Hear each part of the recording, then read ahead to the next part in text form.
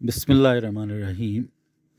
حضرت خالد بن ولید رضی اللہ تعالیٰ عنہ نے اپنی جنگی مہارت اور کمال شجاعت کی بدولت 1000 مسلمانوں کو خطرے سے نکال کر مدینے پہنچا دیا جنگ موتا کے بعد۔ ان کی اسی دلیری اور بہادری کی بنا پر پیغمبر اسلام حضرت محمد صلی اللہ علیہ وسلم نے انہیں سیف اللہ کے لقب سے نوازا، یعنی اللہ کی تلوار۔ تاہم موتا کے نتائج کے قطع نظر مسلمانوں کو حجاز کی سرزمین میں پے در پے کامیابیاں نصیب ہوئیں اور جگہ جگہ ان کی فتوحات کے جھنڈے لہرانے لگے۔ اس زمانے میں جو بھی حجاز پر اپنی گرفت مضبوط رکھتا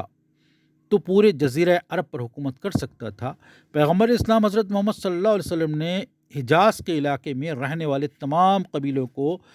اسلام میں داخل کر لیا، اور اس طرح حجاز کے سارے علاقے میں آپ کا حکم چلنے لگا، سوائے مکہ کے جو ابھی تک اسلامی حکومت کے زیر نگی نہ آیا تھا۔ چنانچہ پیغمبر اسلام حضرت محمد صلی اللہ علیہ وسلم نے مکہ فتح کرنے کا فیصلہ کر لیا، لیکن مکہ کی فتح کے لیے ضروری تھا کہ ایک طاقتور فوج کے ساتھ وہاں پہنچا جائے۔ اہل مکہ نے جنگ بندی کے معاہدے کی خلاف ورزی کرتے ہوئے قبیلہ بنو بکر کی حمایت کی تھی تاکہ وہ مسلمانوں کے اتحادی قبیلے خزائی کو حملے کا نشانہ بنائے۔ چنانچہ پیغمبر اسلام حضرت محمد صلی اللہ علیہ وسلم کا یہ حق محفوظ تھا کہ مکہ پر حملہ کریں، اور آپ پر صلح حدیبیہ کی خلاف ورزی کا الزام بھی عائد نہیں ہو سکتا تھا۔ صلح حدیبیہ کے سلسلے میں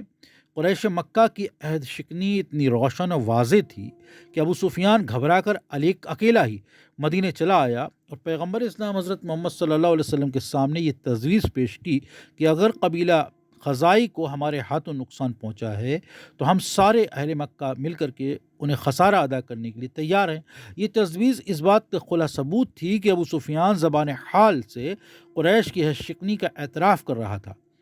مذکورہ دو قبیلوں کے درمیان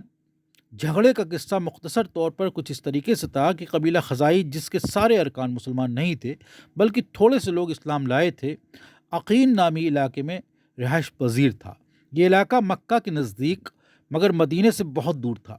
اور چونکہ یہ قبیلہ مسلمانوں کا اتحادی تھا لہٰذا اس کے سارے ارکان مسلمانوں کی حمایت تلے زندگی بسر کر رہے تھے، جبکہ دوسرا قبیلہ بنو بکر قریش کا حامی تھا اور انہی کا ہمنوا بھی تھا، اور اسے اہل مکہ کی پشت پناہی بھی حاصل بھی تھی۔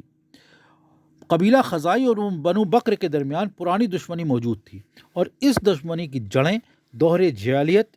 یعنی اسلام سے پہلے تک پھیلی ہوئی تھیں۔ بنو بکر کے سربراہ نوفل بن معاویہ نے اپنے لوگوں کو قبیلہ خزائی پر حملہ کرنے کو اکسایا، اور انہوں نے متفقہ طور پر بنو خزائی پر حملہ کر دیا۔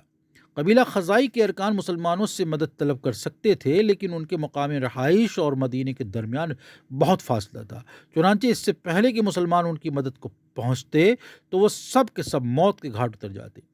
یہی وجہ تھی کہ وہ اپنی جان کے خوف سے اپنی سرزمین سے نکلے اور مکہ پہنچ کر خانہ کعبہ میں پناہ لے لی۔ انہیں توقع تھی کہ چونکہ خانہ کعبہ کا علاقہ حرم ہے اور اس کی حدود میں کشت خون نہیں ہوتا، لہٰذا بنو بکر ان کا تعاقب نہیں کریں گے اور نہ ہی ان کی جان و مال پر خانہ کعبہ کی حدوں میں حملہ کریں گے۔ لیکن ایسا نہ ہوا، بلکہ مکہ کے قریش نے قبیلہ بنو بکر کو قبیلہ خزائی پر حملہ کرنے کے لیے نہ صرف ہتھیار فراہم کیے بلکہ اپنے آدمی بھی ان کی مدد کو بھیجے، یہاں تک کہ سہیل بن عمرو، صفوان بن امیہ اور اکرمہ بن ابو جہل جیسے نامی گرامی افراد بھی تلوار اٹھا کر قبیلہ بنو بکر کی حمایت میں چل نکلے۔ قبیلہ خزائی کے ارکان کعبے کی حدوں میں پناہ لینے کے بعد یہ سمجھ رہے تھے کہ انہیں امان حاصل ہو گئی ہے، اب ان کی جان و مال کو خطرہ لاحق نہ ہوگا، لیکن نوفل بن معاویہ نے اپنے افراد کو آتش انتقام کی ہوا دی اور انہیں بھڑکانے کی خاطر گلا پھاڑ پھاڑ کر چلانے لگا، حرم میں داخل ہو جاؤ، خزائی کے آدمیوں پر خون بہانا بالکل جائز ہے، ان سب کو ایک ایک کر کے موت کے گھاٹ اتار دو۔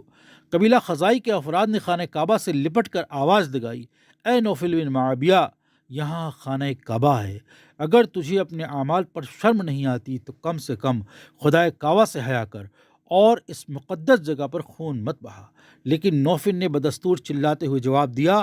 آج نوفل خدائے کعبہ کو نہیں پہچانتا۔ پھر بنو بکر کے افراد بنو خزائی کے قتل عام کے لیے خانہ کعبہ کی حدوں میں داخل ہو گئے۔ قبیلہ خزائی نے حرم کے علاقے میں خون بہنے سے بچنے کی خاطر فرار کی راہ اختیار کی، اور اس طرح کعبے کو امن کا علاقہ سمجھ کر وہاں پناہ لینے والے اپنی جان کے خوف سے وہاں سے بھاگنے پر مجبور ہو گئے، لیکن پھر بھی ان کے کئی افراد بنو بکر کے ہاتھوں مارے گئے اور ان کا مال بھی تاراز ہو گیا۔ اس واقعے کے بعد